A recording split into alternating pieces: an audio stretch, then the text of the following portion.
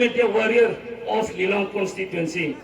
Lilong constituency bu nungsiba amadi saukhatpa pamba taragadi Lilong constituency bu izat laita na ngang na chigataba post amadi comment tawigano. Assalamu alaikum.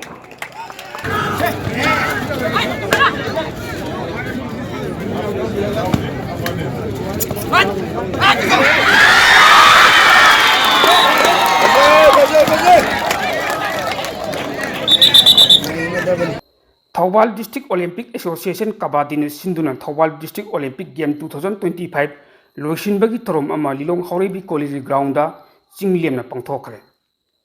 Thorom aduda MSPDCL Manipuri General Manager EC Engineer Alhaj Mohammad Riyazuddin Khan, Non Executive Magistrate SDC Sheikh Aslam Khan, MSPDCL Chandel Subdivision ki Manager Engineer Farooq Khan, RMPSED Manipuri Alhaj Ramizuddin, Social Worker Alhaj Karimuddin, Al Hayat Lilongi Proprietor Alhaj Ayub Khan yauna masak naiba mi kayana thorom adugi Presidium Member oina saru yaki. Final match aduda AMDA SCAM atokong amadi SLY or Techum anina sanake.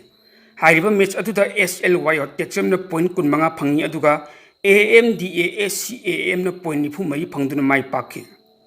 Thorom aduga mari lene na thorom gi chief guest oina saru yaki ba MSPDCL Manipuri General Manager EC Engineer Alhaj Mohammad Riyazuddin Khan mamal yamla bofam kaya thamduna tilliba miyam butan ki.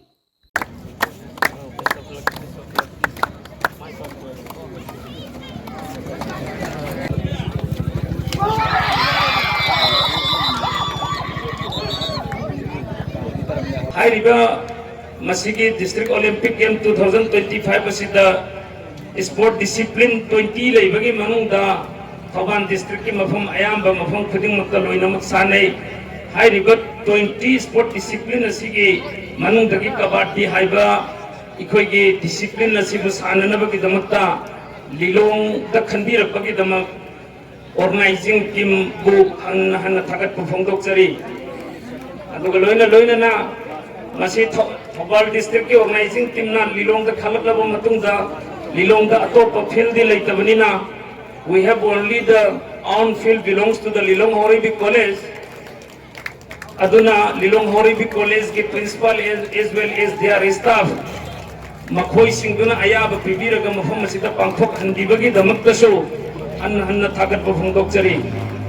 masi khoi khuding mayamna mangda haibi khiba kaya na so haibi khre ai khoi khuding makse maruina poklak li basigi maram se ai khoi na poklak la banena singlingi manung sida karigum ba khara isagi amadi miyam gi damak tawram bai basi khoi khuding ki MN object ni hai riba MN object asi phangnana gi damak ta kana gumba miyo yamana yam na piklingi matam dagi pokpa dagi na chaw bu fawbol lai riktam bani khangde mana ningjari bo khansing ado thongbangam nana gi damak ta hon rai makoi ki target ado phanglaba matungda masa gi karigum ko khara pangthok aba matungda masa da yawiba madugum laba kana bo posak sing ado laikai amadi samaj da ngamliba makai pithoklam bai base human being amagi hauna chane ai khoi ne animal gi jati do iba taragadi madugi wakhan du khaloi being a human being ai khoi human being oiba taragadi ai khoi gi laikai amadi samaj da isa da pirak liba amadi isa na phangli achievement madugi mahiya du punna samina ba haibasi khoi khuding ki hauna sane hoje makta Lilong haiba posak asi khoi khuding na loina khangi Manipur puna muna khangi aduki matik masak phajaba geographically aduki matik masak phajaba jaga amani Lilong da ikoi human resource aduki matik yamna phajana lai Lilong da IS officer pokre MPS officer poe MCS officer poe a lots of doctor and engineers are also living in Lilong constituency as well as a lots of gazetted officials also living in Lilong, but no one is responsible to develop the infrastructure of Lilong because it is not permitted to any person or individual. Aduna kamain to ke haiba matam sidai da ngasi voluntarily to ba haiba posak asa sport ki field sida ikoi na maming oina pandukan daba naidana Lilong de sport ki team kaya ama ngasi sahi tara mari mga dagi hot na aduna ikoi dagi player kaya am puthok ngamli hai ba sumaina ikoi ki player kaya puthoi ba lilong amadi ikoi ki ipa ipu singi matam de ki player kaya ama leiram liba lilong hari ba mafam masida ikoi khuding mamang gi wangang wi sing hai kir fil ama leitaba ba si ikoi ki damak bei unfortunate koi ba pot amani ngasi chanari ba fil asidi public ki fil nate it belongs to the Lilong Horobi college ni aduna aikoina masipuna magasigi infrastructure si pukhat bai ba si individual na madugi responsibility lowe yaroi officer mana madugi responsibility lowe yaroi those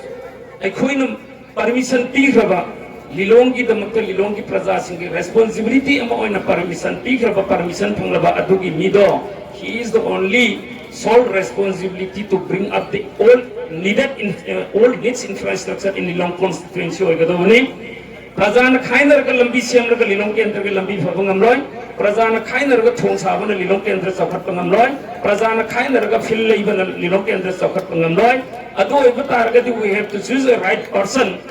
who has the own sacrifice for the sake of the Lilong public. Lilong Prajabun Siba Madi Lilong Prajagi sacrifice Togadava Adumba Mio the responsibility Sinagadavan have said this is the utmost necessary. One thing is that I would like to request to take a chance of this privilege, my younger brother and sisters as well as the elder brother and sister, those who loves the Facebook and the Instagram,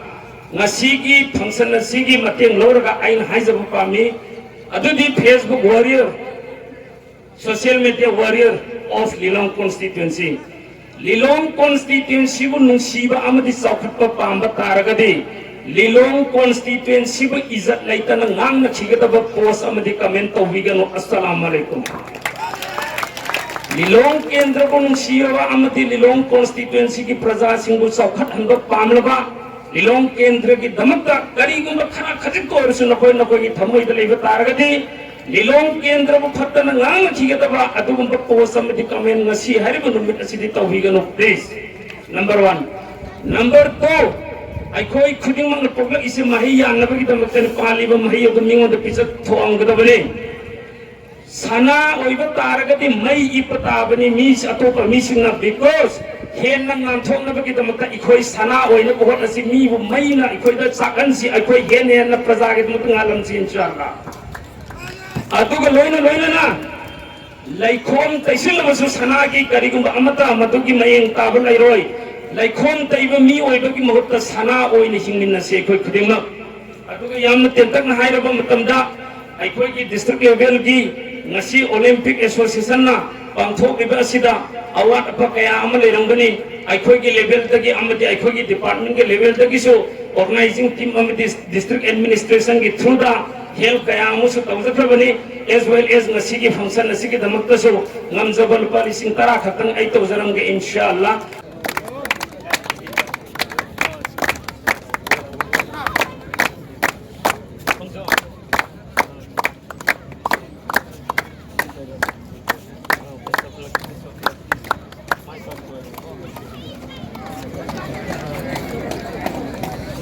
Some tea. Thank you.